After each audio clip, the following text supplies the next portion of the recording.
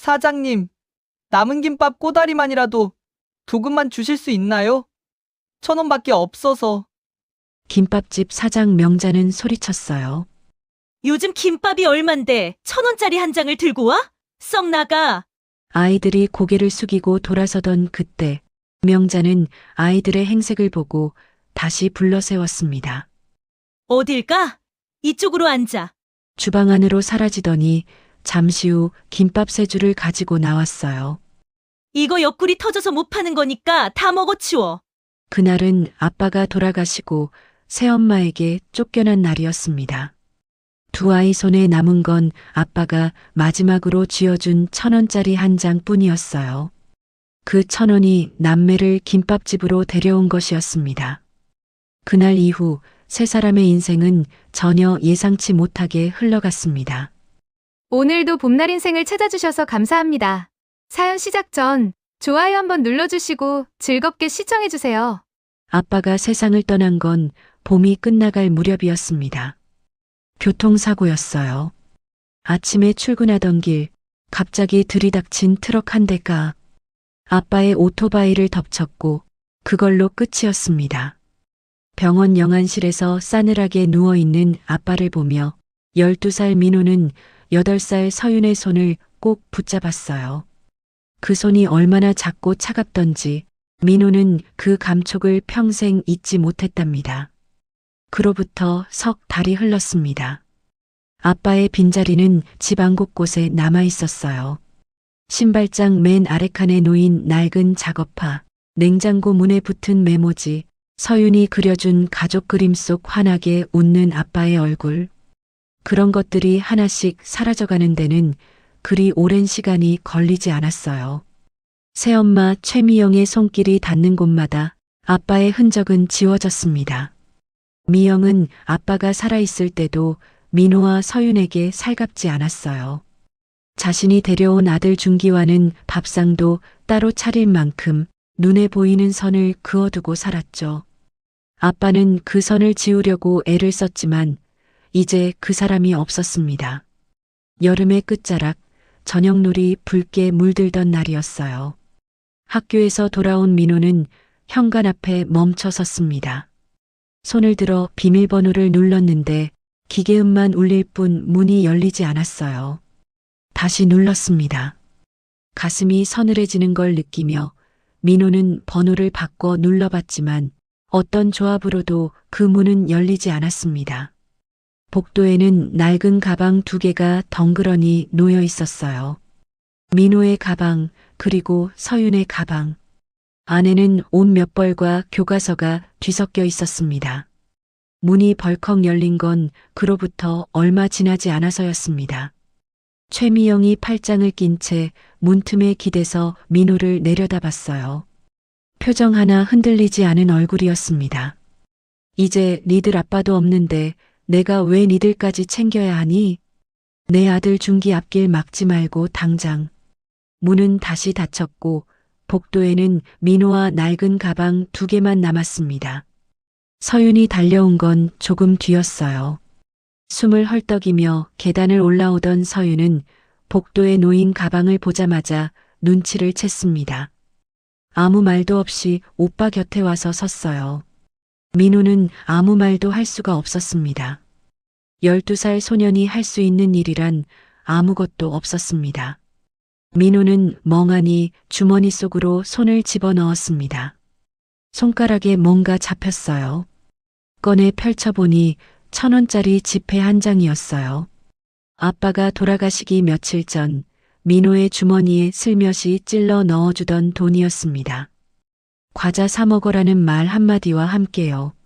아빠의 손이 마지막으로 닿았던 것, 이 세상에서 민호에게 남은 아빠의 마지막 흔적이었습니다.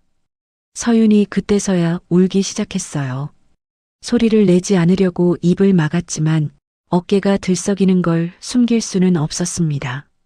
민호는 1,000원짜리를 조심스럽게 접어 다시 주머니 깊숙이 넣었어요. 그리고 서윤의 손을 잡았습니다. 작고 축축한 그 손을 꼭 쥐고 가방을 어깨에 들쳐맸습니다. 가자. 어디로 가는지는 몰랐어요. 그냥 걸었습니다.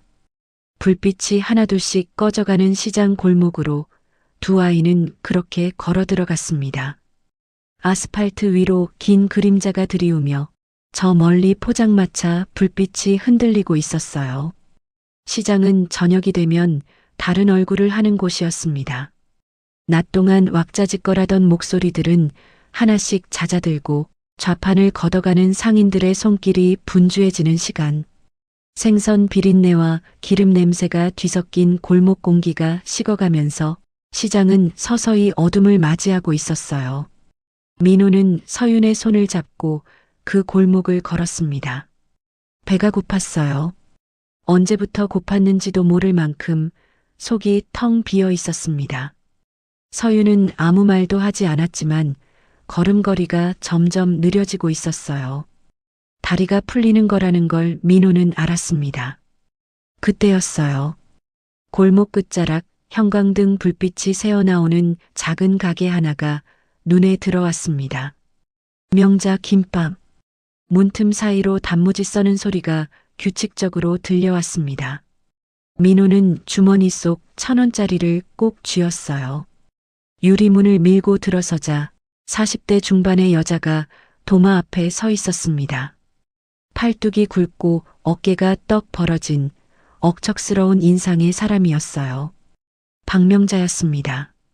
그녀는 고개도 들지 않고 단무지를 썰고 있었어요. 칼질 하나하나가 망설임이 없었습니다. 민호가 카운터 앞에 섰어요. 꼭 쥔 손을 내밀었습니다. 저 혹시 남은 김밥 꼬다리라도 조금 주실 수 있을까요? 1,000원밖에 없는데요. 명자의 칼질이 멈췄습니다. 고개가 천천히 올라왔어요. 반쯤 감긴 눈으로 민호의 손바닥 위 1,000원짜리를 내려다보더니 눈썹이 확 치솟았습니다. 1,000원? 김밥 한 줄에 3,000원인데 어디서 장난이야, 썩 나가. 목소리가 가게 안을 꽉 채웠어요. 민호의 어깨가 움츠러들었습니다. 서윤은 오빠 뒤로 바짝 붙어 고개를 숙였어요. 죄송합니다.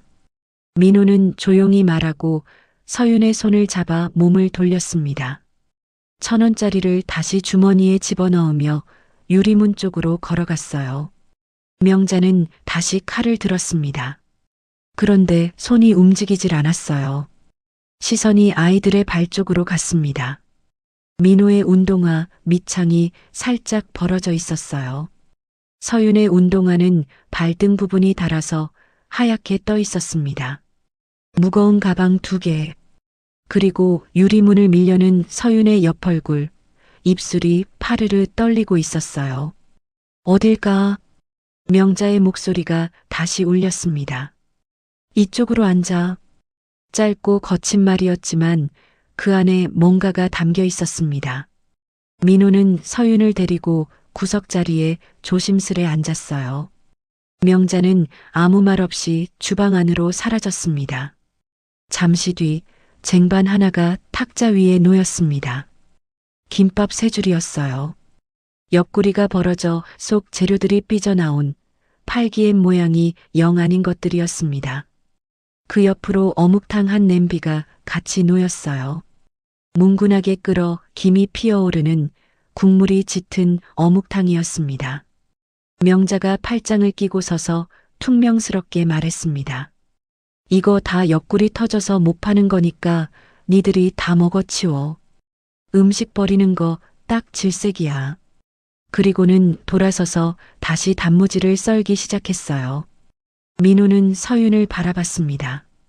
서윤은 어묵탕을 멍하니 들여다보고 있었어요.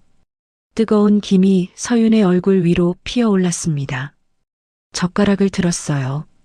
그 김밥 한 조각을 입에 넣는 순간 서윤의 눈에서 눈물 한 방울이 뚝 떨어졌습니다. 소리도 없이 그냥 흘러내렸어요. 민호는 아무 말도 하지 않았습니다. 자신도 모르게 눈물이 고이는 걸 느끼며 그냥 먹었어요. 뜨거운 어묵 국물이 목을 타고 내려가자 온몸이 녹는 것 같았습니다. 얼마 만에 먹는 따뜻한 밥인지 기억조차 나지 않았어요. 명자는 등을 돌린 채 칼질을 계속했습니다. 하지만 그 칼질이 아까보다 조금 느려져 있었어요. 김밥 세 줄과 어묵탕 한 냄비가 순식간에 깨끗하게 사라졌어요. 서윤은 국물 한 방울까지 떠먹고 나서야 숟가락을 내려놓았습니다. 배가 부른 게 어색한지 잠시 멍하니 앉아 있었어요. 명자가 다가왔습니다. 행주로 손을 닦으며 아이들 맞은편에 털썩 앉았어요. 팔짱을 끼고 두 아이를 번갈아 봤습니다. 표정은 여전히 퉁명스러웠지만 눈빛은 달랐어요. 어디서 왔어? 집은 있어? 민호는 잠깐 망설였습니다. 오늘부터 없어요. 명자의 눈썹이 살짝 움직였습니다. 더 묻지 않았어요. 잠시 침묵이 흘렀고 명자는 턱으로 테이블 위를 가리켰습니다. 민호의 손 옆에 남아있던 꼬다리 조각들이었어요. 김밥 양끝, 모양이 흐트러진 채로 남겨진 것들이었습니다. 그거 왜 안 먹어? 배불러서 다 못 먹겠어요. 명자가 코웃음을 쳤습니다. 그리고는 꼬다리 하나를 집어 입에 넣었어요. 천천히 씹더니 테이블을 손가락으로 한번 두드렸습니다. 원래 김밥은 꼬다리가 제일 맛있는 거야. 꼬다리 먼저 먹어야지. 목소리가 조금 낮아졌어요. 꼬다리는 속 재료가 다 모여드는 곳이거든. 못생기고 터져나왔어도 먹어보면 제일 알차. 니들 인생도 지금은 터져나온 꼬다리 같아도 나중에 보면 제일 알찰 거다. 서윤이 남은 꼬다리 하나를 집어 입에 넣었어요. 오물오물 씹다가 고개를 작게 끄덕였습니다. 진짜로 맛있었던 모양이에요. 민호는 잠자코 남은 꼬다리를 하나씩 집어 먹었습니다. 명자의 말이 입안에 든 것처럼 씹혔어요. 꼬다리 인생. 터져나와도 알찬 것. 12살 아이가 그 말을 전부 이해할 수는 없었지만 어딘가 가슴 한켠에 걸렸습니다. 그때 민호가 주머니에서 1,000원짜리를 꺼냈어요. 구겨진 지폐를 조심스럽게 펴서 테이블 위에 올려놓았습니다. 이거밖에 없어서 죄송해요. 명자는 지폐를 받아들며 말했습니다. 이건 내가 맡아둔다. 민호가 눈을 동그랗게 떴습니다. 명자는 그 1,000원짜리를 앞치마 주머니에 찔러 넣으며 눈도 깜짝 안 하고 말했어요. 나머지는 나중에 성공해서 이 아줌마한테 이자까지 쳐서 갚으러 와라. 그때까지 내가 보관한다. 이자요? 왜 못 갚을 것 같아? 민호는 입을 다물었어요. 아니요 라고 말하고 싶었지만 목이 메었습니다. 대신 고개를 천천히 저었어요. 꼭 갚겠다는 뜻이었습니다. 명자는 대꾸 없이 자리에서 일어났어요. 주방 안쪽으로 들어가더니 한참 뒤에 다시 나타났습니다. 손에 얇은 이불 2채가 들려 있었어요. 따라와. 가게 뒤편 주방과 창고 사이에 작은 골방이 있었습니다. 잡동사니가 가득했지만 명자가 재빠르게 구석으로 밀어내자 사람 둘이 누울 공간이 생겼어요. 이불을 펴주고 명자는 문가에 서서 말했습니다. 며칠은 여기 있어도 된다. 너무 떠들지 말고 손님한테 얼씬거리지 말고. 알았어? 민호가 꾸벅 허리를 숙였어요. 감사합니다. 서윤도 따라서 꾸벅했습니다. 명자는 못 본 척 돌아섰어요. 그 뒷모습이 골방 문 너머로 사라지자 서윤이 이불을 끌어안으며 민호 옆에 바짝 붙었습니다. 냄새가 났어요. 오래된 창고 냄새와 김밥 냄새가 섞인 낯설지만 이상하게 안심이 되는 냄새였습니다. 다음 날 새벽이었어요. 아직 시장 골목에 불이 켜지기도 전 민호는 눈을 떴습니다. 서윤은 옆에서 깊이 잠들어 있었어요. 민호는 조용히 일어나 구석에 세워진 빗자루를 찾았습니다. 가게 앞 문을 살며시 열고 나갔어요. 새벽 공기가 서늘했습니다. 시장 골목 바닥에는 전날 장이 끝나고 남긴 것들이 흩어져 있었어요. 채소 껍질, 종이 조각, 먼지들. 민호는 빗자루를 쥐고 쓸기 시작했습니다.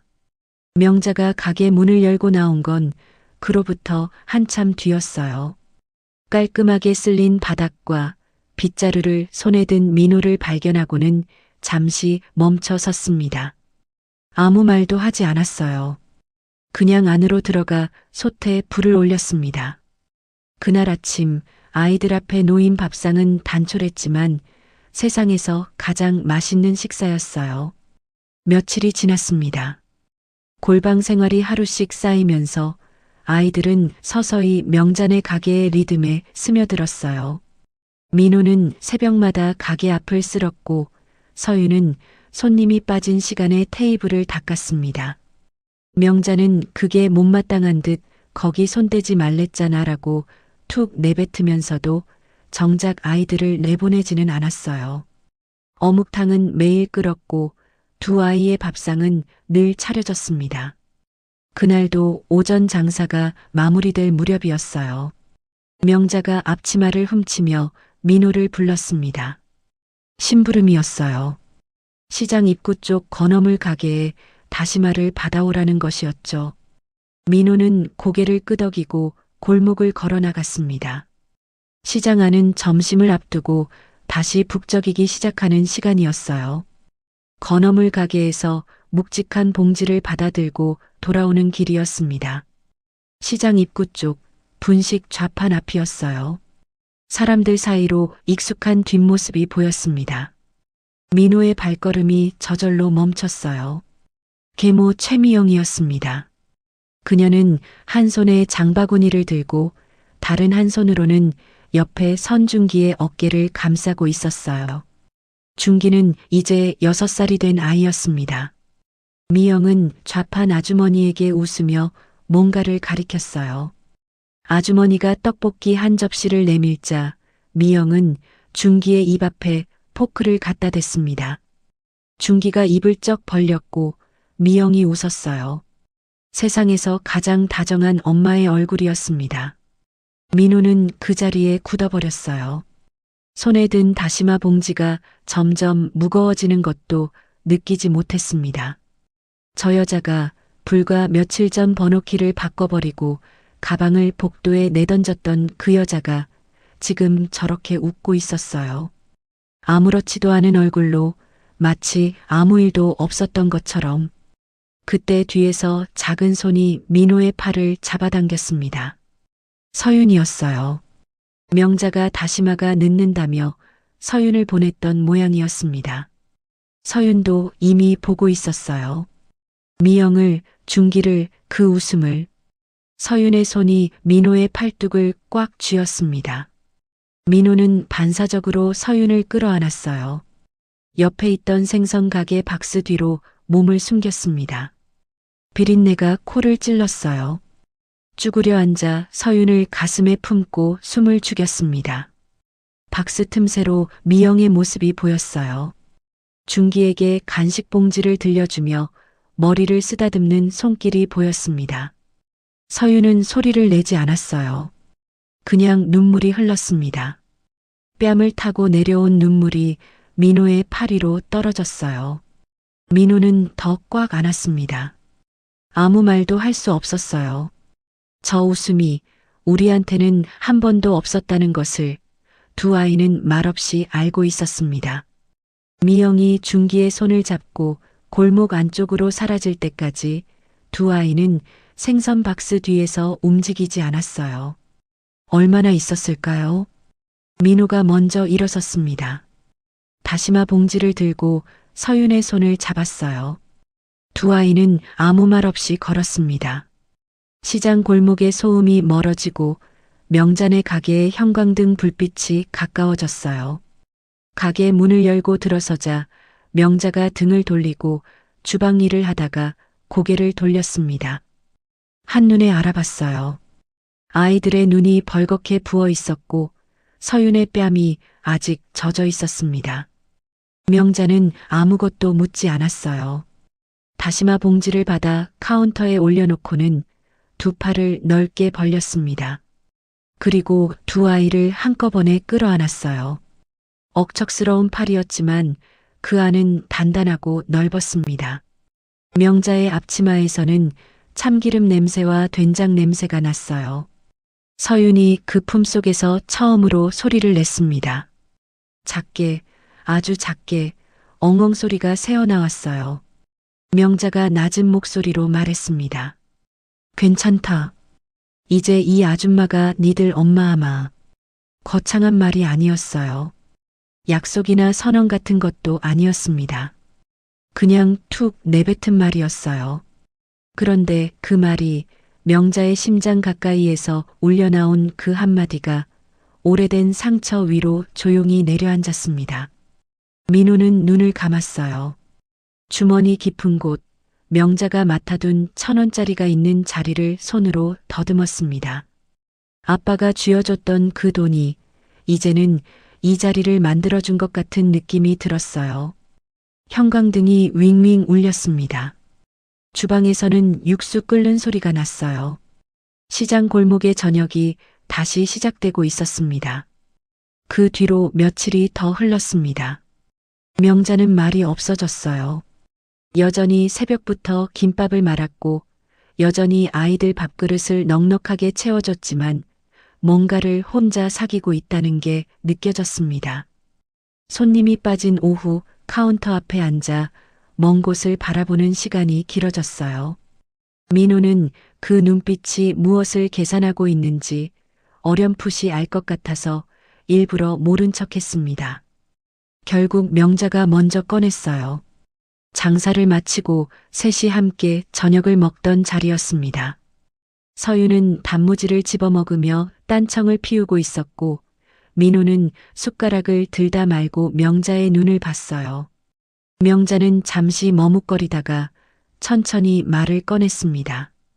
민호야, 아줌마가 할 말이 있다. 목소리가 평소와는 달랐습니다. 여기서 이렇게 지내는 게 니들한테 좋지 않은 것 같아. 학교도 가야 하고 제대로 된 데서 먹고 자야 하는데 이 골방이 뭐냐? 아줌마가 알아봤는데 시설이 좋은 아동 복지관이 있어. 거기 가면 공부도 할 수 있고 니들 또래 애들도 있고. 민호는 밥숟가락을 내려놓았어요. 서윤도 단무지를 집던 손을 멈췄습니다. 두 아이의 시선이 명자에게 향했어요. 명자는 그 시선을 피하지 않았습니다. 똑바로 받아냈어요. 아줌마가 너희를 버리는 게 아니야. 명자가 먼저 말했습니다. 아이들이 무슨 생각을 하는지 알고 있다는 듯이요. 아줌마가 매주 갈 거야. 한 번도 안 빠지고 거기서 공부 열심히 해서 나중에 이 아줌마 호강시켜준다는 약속 꼭 지켜야 한다. 알았어? 서윤의 눈이 흔들렸어요. 입술이 움직였지만 말이 나오지 않았습니다. 민호는 한참 동안 테이블 위를 내려다봤어요. 가고 싶지 않았습니다. 솔직히 말하면 이 비좁은 골방이 비린내 섞인 이 시장 골목이 퉁명스럽지만 든든한 이 사람 곁이 좋았어요. 그런데 그걸 안다는 게 오히려 더 힘들었습니다. 좋은 걸 알면서도 여기 있으면 안 된다는 것도 알았으니까요. 알겠어요. 민호가 고개를 들었습니다. 목소리가 갈라졌지만 눈은 흔들리지 않았어요. 명자는 그 눈빛을 보고 잠깐 숨을 들이켰어요. 그러고는 아무렇지 않은 척 자리에서 일어나 주방 안으로 들어갔습니다. 떠나는 날 아침이었어요. 명자는 새벽부터 일어나 김밥을 말았습니다. 평소와는 달리 재료를 아끼지 않았어요. 시금치를 듬뿍 넣고 햄도 두툼하게 썰고 달걀 지단도 2겹으로 올렸습니다. 서윤이 어묵을 좋아한다는 걸 알아서 어묵도 얇게 채 썰어 안에 넣었어요. 민호가 단무지를 유독 좋아한다는 것도 알아서 단무지는 조금 더 넉넉히 채웠습니다. 아이들이 어떤 걸 좋아하는지 명자는 말 한마디 안 했지만 전부 꿰고 있었어요. 김밥 여러 줄을 정성스럽게 싸서 보자기에 묶었습니다. 아이들이 짐을 챙겨 나왔을 때 가게 안은 아침 햇살이 유리창을 통해 들어오고 있었어요. 민호가 며칠 전 정성껏 닦아놓은 유리창이었습니다. 햇빛이 그 창을 타고 반듯하게 들어와 바닥에 네모난 빛을 만들었어요. 명자가 보자기를 민호의 손에 쥐어줬습니다. 무겁다고 버리면 안 돼. 다 먹어야 해. 네. 공부 못해도 되니까 거짓말은 하지 마라. 네. 서윤이 울리면 혼난다. 서윤이 고개를 들었어요. 입술을 꾹 눌렀지만 눈이 이미 빨개져 있었습니다. 명자는 서윤의 머리를 한번 쓱 쓰다듬었어요. 거칠고 빠른 손길이었지만 그 안에 많은 것이 담겨 있었습니다. 서윤이 그 손 위로 자신의 손을 올렸어요. 작고 여린 손이었습니다. 아줌마 꼭 와요. 서윤이 말했어요. 목소리가 떨렸습니다. 간다고 했잖아. 명자가 퉁명스럽게 대꾸하며 손을 빼냈어요. 그리고 등을 돌렸습니다. 빨리 가. 늦겠다. 두 아이는 가게 문을 나섰어요. 골목을 걸어가는 발소리가 점점 멀어졌습니다. 명자는 움직이지 않았어요. 발소리가 완전히 사라지고 나서야 명자가 천천히 고개를 들었습니다. 유리창이 눈앞에 있었어요. 반듯하게 닦인 민호가 이른 새벽에 정성을 들여 닦아놓은 그 유리창이었습니다. 창 너머로 골목이 보였고 골목은 이미 텅 비어 있었어요. 명자의 손이 천천히 올라왔습니다. 앞치마 자락으로 눈가를 닦았어요. 한 번, 그리고 또 한 번. 소리도 없이 아무도 보지 않는 빈 가게에서 명자는 그렇게 서 있었습니다. 주방 솥에서 육수가 끓어오르는 소리만이 가게 안을 채웠어요. 명자는 약속을 지켰습니다. 처음에는 매주였어요. 그 다음엔 격주, 그러다 한 달에 한 번으로 텀이 늘었지만 아이들을 만나러 갔습니다. 버스를 2번 갈아타야 하는 거리였어요. 편도만 1시간 반이 넘게 걸렸지만 명자는 언제나 약속한 날 오전에 복지관 앞에 서 있었습니다. 손에는 어김없이 김밥이 들려 있었어요. 계절마다 새 옷도 챙겼습니다. 봄엔 얇은 바람막이, 겨울엔 두툼한 내복. 말은 없었지만 아이들의 치수가 달라질 때마다 명자의 기분도 새삼 벅차올랐습니다. 면회실 의자에 나란히 앉아 김밥을 먹는 시간이 3사람만의 시간이었습니다. 명자는 크게 달라진 게 없었어요. 여전히 퉁명스러웠고 여전히 칭찬에 인색했습니다. 그래도 아이들은 그 시간을 기다렸어요. 명자가 오는 날이면 서윤은 아침부터 세수를 2번씩 했습니다. 세월은 그렇게 흘렀어요. 민호가 중학교에 올라가면서부터 복지관 생활이 버거워지기 시작했습니다. 또래 아이들 사이에서 치이고 학교에서 치이고 어디에도 뿌리가 없다는 느낌이 민호를 조금씩 무너뜨렸어요. 공부에서 손을 놓기 시작했고 며칠씩 복지관에 들어오지 않는 날이 생겼습니다. 그러던 어느 날 명자가 찾아왔어요. 면회실이 아니었습니다. 민호가 어울리던 골목 어귀였어요. 담배를 피우는 형들 옆에 쭈그려 앉아있던 민호 앞에 명자가 느닷없이 나타났습니다. 어떻게 알고 왔는지는 묻지도 않았어요. 명자는 민호의 멱살을 잡듯 팔을 잡아 일으켜 세웠습니다. 너 이러라고 내가 보낸 줄 알아. 골목이 쩌렁쩌렁 울릴 만큼 큰 소리였어요. 형들이 화들짝 놀라 자리를 피했습니다. 민호는 얼굴이 빨개진 채로 명자를 쳐다봤어요. 네가 처음 김밥집 찾아온 날 내민 1,000원짜리 지폐. 네 아버지가 주셨다던 그 지폐. 아직도 맡아두고 있는 거 알지? 네 아빠가 네 손에 쥐어준 돈이야. 그 돈이 지금 이 꼴 보고 싶어서 여기 계속 있겠어. 명자의 눈이 이글거렸어요. 민호는 아무 말도 못했습니다. 눈물이 날 것 같았지만 꾹 참았어요. 15살이었거든요. 명자는 그날 민호를 데리고 버스를 탔습니다.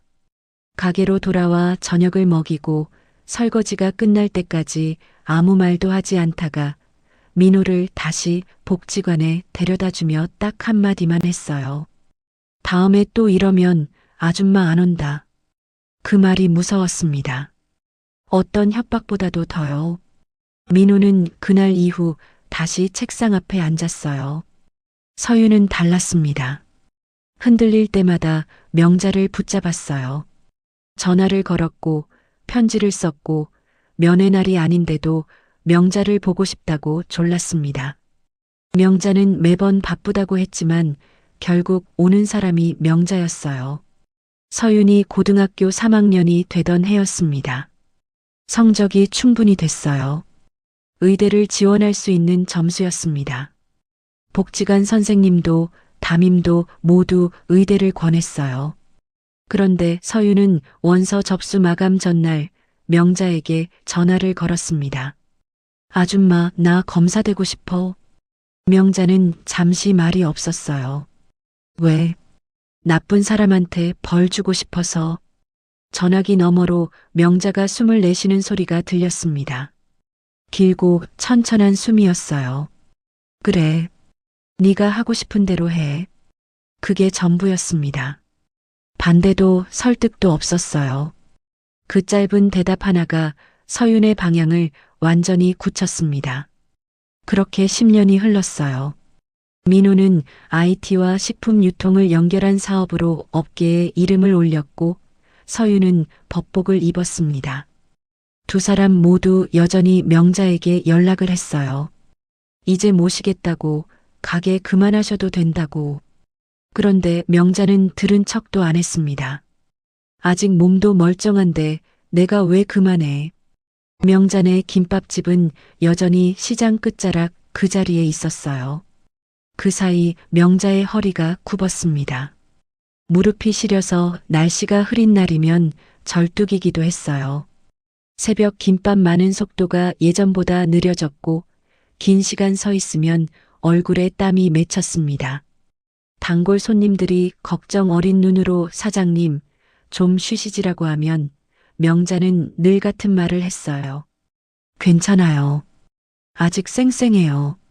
무릎이 아파도 허리가 굽어도 명자네 가게의 형광등은 매일 새벽 켜졌습니다. 시장 골목 끝 그 불빛 하나가 20년 동안 꺼진 적이 없었어요. 변화는 소문으로 먼저 왔습니다. 시장 상인들 사이에 말이 돌기 시작한 건 겨울이 시작될 무렵이었어요. 이 일대 부지에 대형 쇼핑몰이 들어선다는 얘기였습니다. 처음엔 그냥 흘러다니는 말이려니 했어요. 그런 소문이 한두 번이 아니었거든요. 그런데 이번엔 달랐습니다. 한 달이 채 지나지 않아 측량 기사들이 들어왔고 그 다음 달엔 부지 매입 안내문이 각 가게 문에 붙었어요. 상인들이 하나둘 짐을 쌌습니다. 오래된 순대국밥집이 먼저 문을 닫았어요. 그 다음은 건어물 가게, 그 다음은 포목점이었습니다. 빠져나간 자리마다 셔터가 내려졌고 시장 골목은 조금씩 좁아지는 것처럼 느껴졌어요. 사람들이 줄었고 발소리가 줄었고 소음이 줄었습니다. 한때 왁자지껄하던 그 골목이 텅 빈 숨을 쉬기 시작했어요. 명자는 움직이지 않았습니다. 매입 안내문을 떼어내고 그 자리에 오늘의 메뉴를 붙였어요. 새벽이면 여전히 솥에 불을 올렸고 단무지를 썰었고 김밥을 말았습니다. 손님이 절반으로 줄었어도 남은 손님 앞에 내놓는 김밥의 양은 줄지 않았어요. 주변 사람들이 물었습니다. 왜 안 떠나냐고, 보상금 받고 나가면 되지 않느냐고. 명자는 그럴 때마다 퉁명스럽게 손을 내저었어요. 올 사람이 있어. 그게 전부였습니다. 용역이 처음 나타난 건 이듬해 봄이었어요. 덩치 좋은 남자 셋이 가게 유리문에 철거 예고장을 철컥 붙이고 갔습니다. 그 다음 주엔 직접 들어와 주방을 둘러보며 목소리를 높였어요. 언제까지 버틸 거냐고, 혼자 남아봤자 소용없다고. 명자는 도마 앞에 선 채로 칼질을 멈추지 않았습니다. 남자들이 가게 안집기를 건드리며 위협해도 명자는 정면으로 쳐다보며 말했어요. 나가요. 손님 아니면 나가. 남자들이 비웃으며 나갔습니다. 문이 쾅 닫혔어요. 명자는 그제야 칼을 내려놓았어요. 손이 떨리고 있었습니다. 잠깐 눈을 감았다가 다시 단무지를 집어들었어요. 그 무렵 민호한테서 전화가 왔습니다. 목소리에 걱정이 담겨 있었지만 명자는 번번이 같은 말로 받아쳤습니다. 아줌마 장사 잘 되니까 걱정 마라. 거짓말이었어요. 손님도 줄었고 용역은 주기적으로 찾아왔고 주변 가게들이 비어가면서 시장 전체가 음산해지고 있었습니다. 그런데 명자는 그 어떤 것도 아이들에게 말하지 않았어요. 민호가 일어서기까지 얼마나 많은 시간이 걸렸는지 알았고 서윤이 법복을 입기까지 얼마나 많은 걸 버텼는지 알았습니다. 그 앞길에 자신의 무게를 얹고 싶지 않았어요. 봄이 깊어졌습니다. 용역이 다녀간 다음 날 명자는 혼자 가게 청소를 했어요. 남자들이 발로 차고 간 주방 선반이 비틀어져 있었습니다. 명자는 그걸 혼자 잡아당겨 바로잡으려고 했어요. 예전 같으면 아무렇지도 않을 일이었습니다. 그런데 60대 중반의 몸은 예전이 아니었어요. 삐걱 하는 소리와 함께 선반이 쏠렸습니다. 명자가 중심을 잡으려다 발이 미끄러졌어요. 주방 바닥에 물기가 남아 있었습니다. 몸이 기울었고 잡을 것을 찾았지만 손이 허공을 쳤어요. 쿵 소리가 났습니다. 명자가 주방 바닥에 쓰러졌어요. 어깨가 선반 모서리에 부딪혔고 무릎이 바닥에 먼저 닿았습니다. 잠시 눈앞이 하얘졌어요. 일어나려고 팔에 힘을 줬지만 몸이 말을 듣지 않았습니다. 가게 안은 조용했어요. 시장 골목도 조용했습니다. 도와줄 옆 가게도 지나가는 손님도 없었어요.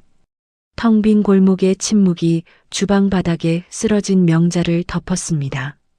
형광등이 윙윙거렸어요. 솥 위에 올려진 육수가 혼자 끓고 있었습니다.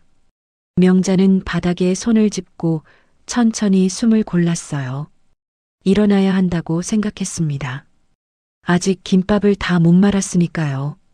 명자가 병원에 실려간 건 단골 손님 덕분이었습니다. 매일 아침 김밥 2줄을 사가던 경비 아저씨가 그날따라 가게 문이 잠겨 있는 걸 이상하게 여겼어요. 유리문 너머로 주방 불빛이 켜져 있었고 솥에서 김이 피어오르고 있었습니다. 문을 두드렸는데 대답이 없었어요. 아저씨가 옆 가게 셔터 사이로 몸을 비집어 들어갔을 때 명자는 주방 바닥에 쓰러진 채로 눈을 감고 있었습니다. 병원에서 깨어난 명자는 제일 먼저 가게 걱정을 했어요. 오늘 김밥 재료를 손질해 뒀는데 누가 치우냐고, 솥에 육수가 올라가 있었는데 불은 껐냐고. 간호사가 어이없다는 듯 웃으며 다 됐으니 누우시라고 했습니다. 그런데 그날 저녁 병실 문이 열렸어요. 민호였습니다. 서윤도 함께였어요. 명자는 눈을 크게 떴습니다. 둘 다 숨이 약간 가빠 있었어요. 얼마나 빨리 달려왔는지 서윤의 머리카락이 흐트러져 있었습니다. 누가 불렀어? 괜찮다고 했잖아. 명자가 퉁명스럽게 말했어요. 그런데 목소리가 평소보다 힘이 없었습니다. 민호는 아무 말 없이 병상 옆 의자를 끌어당겨 앉았어요. 서윤은 명자의 손을 잡았습니다. 명자가 손을 빼려 했지만 서윤이 더 꽉 쥐었어요. 그날 밤 아이들이 먼저 입을 열었습니다. 용역이 드나들었다는 것도, 주변 가게들이 다 떠났다는 것도, 철거 예고장이 붙었다는 것도, 명자가 숨겨온 것들이 낡은 보따리처럼 하나씩 풀렸어요. 명자는 처음엔 손을 내저었지만 민호가 조용히 말했습니다. 아줌마가 말 안 하면 우리가 모를 것 같았어요? 명자는 입을 다물었어요. 서윤이 명자의 손을 쥔 채로 말했습니다. 걱정시키기 싫었던 거 알아요. 근데 아줌마, 우리 이제 다 컸어요. 병실에 잠시 침묵이 흘렀습니다. 창밖으로 밤바람이 지나가는 소리가 났어요. 명자는 천장을 바라봤습니다. 눈이 빨개졌지만 끝내 울지는 않았어요. 퇴원 후 며칠이 지났습니다. 재개발 측에서 최후 통보를 보내온 날이었어요. 이번 주 안으로 자진 철거하지 않으면 강제 집행에 들어간다는 내용이었습니다.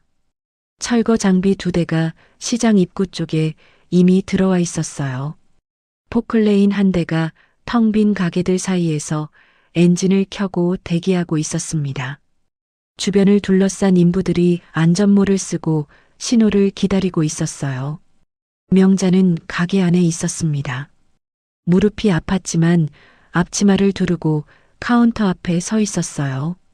가게를 내어줄 수 없다는 게 아니었습니다. 그냥 이 자리에서 끝을 보고 싶었어요. 20년을 넘게 지킨 자리였으니까요. 포클레인이 천천히 움직이기 시작했습니다. 그때였어요. 시장 입구 쪽에서 소리가 났습니다. 사람들이 웅성거리는 소리였어요. 포클레인이 멈췄습니다. 인부들이 고개를 돌렸어요. 검은색 차량들이었습니다. 한 대가 아니었어요. 줄지어 들어오는 차량들이 시장 입구를 가득 메웠습니다. 조용하고 무게감 있는 행렬이었어요. 철거 관계자들이 당황한 얼굴로 서로를 쳐다봤습니다. 앞쪽 차량의 문이 열렸어요. 민호가 내렸습니다. 12살 소년이 낡은 가방을 메고 이 시장 골목에 들어서던 그날로부터 20년이 지나 있었어요. 짙은 색 코트를 입은 32살의 민호는 걸음걸이가 달랐습니다. 흔들림이 없었어요. 골목 바닥을 밟는 발걸음에서 이 자리를 수백 번 마음속으로 걸어왔던 사람의 무게가 느껴졌습니다. 옆 차량에서 서윤이 내렸어요. 검은 정장 차림이었습니다. 한 손에 서류 뭉치를 들고 있었어요. 28살의 서윤은 조금도 흔들리지 않는 눈빛으로 철거 관계자들을 바라봤습니다. 이 시장 부지 우리 오빠 회사가 매입했습니다.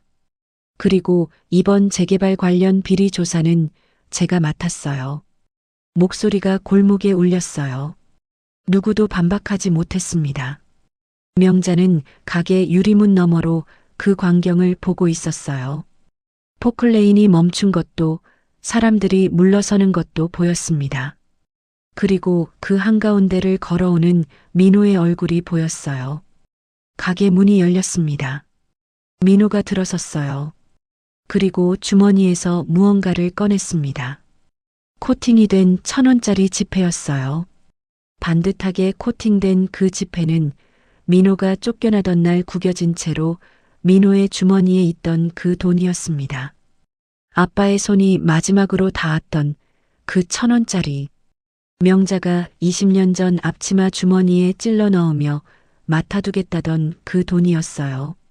민호가 두 손으로 내밀었습니다. 아줌마, 20년 이자가 좀 많이 붙었습니다. 목소리가 떨렸어요. 참으려고 했지만 참아지지 않았습니다. 이 시장 전체 제가 샀어요. 명자는 그 지폐를 바라봤습니다. 한참 동안 아무 말도 하지 못했어요. 20년 내내 앞치마 주머니 깊숙이 간직해온 것, 그 코팅된 지폐를 민호에게 건네준 게 언제였는지 기억도 가물가물했습니다. 언젠가 이날이 오면 돌려줘야겠다고 생각하며 코팅을 맡겼던 거였어요. 그런데 막상 이 순간이 오니 말이 나오지 않았습니다. 명자의 손이 천천히 올라왔어요. 지폐를 받으려다 멈췄습니다. 대신 그 손이 민호의 손을 감쌌어요. 서윤이 가게 안으로 들어와 명자의 옆에 섰습니다. 두 남매가 나란히 서 있었어요. 12살과 8살이 이 골목으로 걸어 들어오던 그날 밤이 명자의 눈앞에 겹쳐 보였습니다. 명자가 입술을 꾹 눌렀어요. 그러고는 민호의 손을 꽉 쥐었습니다. 아무 말도 하지 않았어요. 말을 하면 울 것 같았거든요. 그 대신 턱을 한번 끄덕였습니다. 형광등이 여전히 윙윙거렸어요. 주방 솥에서는 아직 육수가 끓고 있었습니다. 시장 골목 끝 명잔의 가게의 불빛은 오늘도 꺼지지 않았어요. 그날 이후 시장이 달라지기 시작했습니다. 민호의 회사가 부지를 매입하면서 철거 계획은 전면 백지화됐어요. 용역들은 사라졌고 내려져 있던 셔터들이 하나씩 다시 올라갔습니다. 떠났던 상인들 중 몇몇이 돌아왔고 새로운 얼굴들도 들어왔어요. 시장 골목에 다시 사람 소리가 차오르기 시작했습니다. 명잔의 김밥집은 그 한가운데서 예전처럼 새벽부터 불을 켰어요. 서유는 그 무렵 사무실에서 오래된 서류들을 꺼내 들었습니다. 20년 전 사건이었어요. 아버지의 사망보험금, 수령인 최미영. 당시 미성년이었던 민호와 서윤의 법정 후견인 지위, 그리고 두 아이가 복지관에 맡겨지기까지의 경위. 서윤은 그 기록들을 처음부터 끝까지 다시 읽었습니다. 검사의 눈으로요. 시효가 문제였어요.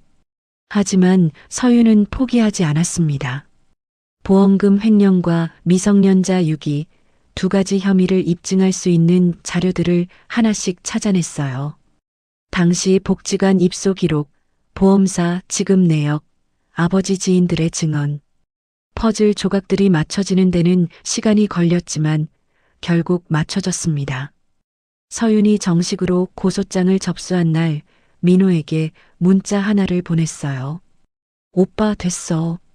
짧은 문자였습니다. 민호는 그 문자를 받고 한동안 화면을 들여다봤어요. 그리고 조용히 전화를 걸었습니다. 서로 아무 말도 하지 않았어요. 그냥 잠시 전화기를 들고 있다가 민호가 먼저 말했습니다. 수고했다. 그게 전부였어요. 최미영이 어떻게 됐는지는 시장 상인들 사이에서도 소문이 돌았습니다. 중기가 20 중반부터 도박에 손을 댔다는 얘기는 진작부터 들렸어요. 처음엔 작은 판이었는데 그게 커졌고 결국 미영이 보험금으로 마련해둔 집과 가게까지 넘어갔다는 거였습니다. 중기는 빚쟁이들을 피해 종적을 감췄고 미영은 혼자 남았어요. 세상이 많이도 바뀌었습니다. 최미영은 시장 근처 식당에서 허드렛 일을 하고 있었습니다. 설거지를 하고 쓰레기를 내다 버리고 바닥을 닦았어요. 예전에 낡은 가방을 복도에 내던졌던 그 손으로요. 서윤이 시장 골목을 걷다가 마주친 건 어느 흐린 오후였습니다. 미영이 먼저 알아봤어요. 쓰레기 봉투를 들고 나오다가 서윤과 눈이 마주쳤습니다. 미영의 손에서 봉투가 흔들렸어요. 서윤은 멈추지 않았습니다. 서윤아. 미영이 먼저 불렀어요. 목소리가 갈라져 있었습니다. 서윤의 발걸음이 잠시 느려졌어요. 그리고 멈췄습니다. 돌아보지는 않았어요. 미영이 가까이 다가왔습니다. 쓰레기 봉투를 내려놓고 서윤의 앞을 막아섰어요. 얼굴이 예전보다 훨씬 수척해 있었습니다. 눈 아래가 어두웠고 손마디가 거칠어져 있었어요. 내 아들 좀 살려줘. 너 검사잖아. 우리 중기가 빚 때문에 쫓기고 있는데 아는 사람한테 말 한마디만 해주면 안 되겠니? 부탁이야. 목소리가 떨렸어요. 매달리는 목소리였습니다. 서윤은 한참 동안 그 얼굴을 바라봤습니다. 시장 좌판 앞에서 중기에게 떡볶이를 먹이며 웃던 얼굴이 떠올랐어요. 복도에 가방을 내던지고 문을 닫던 그 뒷모습도요. 8살의 서윤이 생선 박스 뒤에 숨어 소리 없이 눈물을 흘리던 그 오후도요. 서윤이 입을 열었습니다. 범죄자를 봐주는 검사는 없습니다. 조용히 또박또박 말했어요. 아무런 감정 없이. 하지만 차가운 목소리로. 그리고 돌아섰어요. 미영이 등 뒤에서 다시 뭔가를 말했지만 서윤은 걸음을 멈추지 않았습니다. 골목을 지나 시장 안쪽으로 걸어갔어요. 민호는 그날 명자 가게 앞에 차를 세워두고 있었습니다.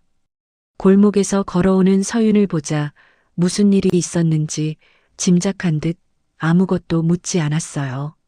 서윤이 가게 문을 열고 들어가자 민호도 따라 들어갔습니다. 가게 안에는 명자가 있었어요. 미영이 골목 어귀에 서 있는 게 가게 유리창 너머로 보였는지 명자는 등을 돌리고 주방 일을 하고 있었습니다. 민호가 그 뒷모습을 잠깐 바라봤어요. 명자의 어깨가 평소와 다르지 않았습니다. 흔들리지 않았어요. 민호는 조용히 앞치마를 집어들었습니다. 서윤도 따라서 앞치마를 둘렀어. 뭐 도와드릴까요? 명자가 돌아보지 않고 대꾸했어요. 단무지 썰어. 셋이서 나란히 주방에 섰습니다. 칼질 소리와 육수 끓는 소리가 가게 안을 채웠어요. 시장 골목으로 저녁이 내려오고 있었습니다. 명잔의 형광등이 켜졌고 그 불빛이 유리창 너머로 골목을 향해 번졌어요. 미영은 이미 골목에서 사라지고 없었습니다. 김밥집 공사는 2달이 걸렸습니다. 민호가 직접 설계에 관여했어요. 가게 구조를 크게 바꾸지 않았습니다. 명자가 20년 넘게 서 있던 주방의 위치도 손님들이 앉던 테이블 배치도 그대로 살렸어요. 달라진 건 낡은 것들이었습니다. 삐걱이던 주방 바닥을 미끄럽지 않은 타일로 새로 깔았고 무릎 높이에 맞게 작업대를 조금 낮췄어요. 환기 시설을 바꾸고 냉장 설비를 새로 들였습니다. 명자의 허리와 무릎을 생각한 것들이었어요. 민호는 그 얘기를 명자에게 직접 하지 않았습니다. 그냥 다 됐다고 한번 와보라고만 했어요. 명자가 새가게 문을 처음 열던 날 아침이었습니다. 안으로 들어서다가 명자의 발걸음이 멈췄어요. 카운터 옆이었습니다. 유리 케이스 안에 뭔가가 놓여 있었어요. 바래고 구겨진 작은 종이꽃이었습니다. 8살의 서윤이 골방에서 지내던 어느 날 밤 종이를 접고 또 접어 명자 손에 쥐어주던 그 꽃이었어요. 명자가 20년 동안 서랍 깊숙이 간직해온 것을 서윤이 꺼내 유리 케이스에 넣어둔 거였습니다. 명자는 한참 그 앞에 서 있었어요. 손을 뻗어 케이스 유리를 한번 쓰다듬었습니다. 아무 말도 하지 않았어요. 그리고 앞치마를 두르고 주방으로 들어갔습니다. 솥에 불을 올렸어요. 단무지를 꺼냈습니다. 칼을 들었어요. 달라진 게 없었습니다. 새 주방이었지만 칼질 소리는 20년 전과 똑같았어요. 규칙적이고 망설임이 없는 명자만의 리듬이었습니다. 가게가 다시 열리자 사람들이 돌아왔어요. 소문이 났습니다. 시장이 살아났다는 것, 명잔의 김밥집이 새로 단장했다는 것, 오래된 단골들이 찾아왔고 새 얼굴들도 들어왔어요. 젊은 사람들도 왔습니다. 시장 명소라는 말이 돌면서 줄이 생기는 날도 생겼어요. 그런데 명자는 예전과 조금 달라져 있었습니다. 바빠도 서두르지 않았어요. 손님이 줄을 서도 김밥을 더 빨리 말지 않았습니다. 대신 손님 한 명 한 명과 눈을 마주쳤어요. 오늘 뭐 드실 거냐고, 많이 드셨냐고. 퉁명스러운 말투는 여전했지만 그 안에 여유가 생겼습니다. 예전엔 장사를 했어요. 지금은 정을 나눴습니다. 그 차이가 가게 안 공기에서 느껴졌어요. 주말이면 민호와 서윤이 왔습니다. 어김없이요. 민호는 차에서 내리자마자 가게 안으로 들어가 앞치마부터 집어들었어요. 서윤도 마찬가지였습니다. 정장 대신 편한 옷으로 갈아입고 와서 카운터 옆에 서서 주문을 받았어요. 손님들은 처음엔 낯설어했지만 몇 번 보고 나서는 자연스럽게 받아들였습니다. 그냥 명잔의 가족이려니 했어요. 틀린 생각이 아니었습니다. 어느 주말 오후였어요. 장사가 잠시 뜸한 시간이었습니다. 민호는 테이블을 닦다가 문득 고개를 들었어요. 카운터 옆 유리 케이스 위쪽 액자가 걸려 있었습니다. 코팅된 1,000원짜리 지폐였어요. 민호가 주머니에서 꺼내 내밀던 그 돈, 명자가 20년을 간직하다 돌려줬고 민호가 다시 이 자리에 걸어둔 거였습니다. 민호는 행주를 손에 쥔 채로 그 액자를 바라봤어요. 구겨진 채로 코팅된 지폐가 형광등 불빛 아래 반듯하게 걸려 있었습니다. 아빠의 손이 닿았던 것, 명자의 앞치마 주머니에 있었던 것, 그리고 이제는 이 자리에 있는 것. 민호가 웃었어요. 마침 명자가 주방에서 나오다가 민호의 시선이 어디를 향하는지 봤습니다. 명자도 멈춰섰어요. 민호가 말했습니다. 아줌마, 김밥은 역시 꼬다리가 맛있어요. 명자가 가까이 오더니 민호의 등을 손바닥으로 탁 때렸습니다. 이자 덜 갚았으니까 평생 가게 와서 서빙해. 퉁명스러운 목소리였어요. 하지만 입꼬리는 올라가 있었습니다. 서윤이 주방에서 고개를 내밀었어요. 나도 이자 있어요? 당연하지. 너는 평생 설거지해. 셋이 웃었습니다. 가게 안에 웃음소리가 퍼졌어요. 형광등이 따뜻하게 켜져 있었습니다. 주방에서는 육수가 끓었고 단무지 냄새가 났고 참기름 냄새가 났어요. 시장 골목으로 오후 햇살이 길게 들어왔고 그 빛이 유리창을 타고 가게 안바닥에 반듯하게 내려앉았습니다. 1,000원으로 시작된 인연이었어요. 꼬다리처럼 터져나온 인생이었습니다. 못생기고 삐져나왔지만 그 안에 가장 많은 것이 담긴 속이 꽉 찬 그 꼬다리 같은 인생이었어요. 명잔의 가게의 불빛은 오늘도 켜져 있었습니다. 그리고 내일도 모레도 그 불빛은 꺼지지 않을 것이었어요. 오늘도 끝까지 시청해주신 여러분, 정말 감사합니다. 오늘 사연 주인공인 김밥집 사장님 명자와 남매 민호, 소윤이에게 하고 싶은 말씀이 있으시다면 댓글로 남겨주세요. 여러분들의 인생이 항상 봄날처럼 따뜻하기를 바라겠습니다. 여기는 봄날 인생입니다.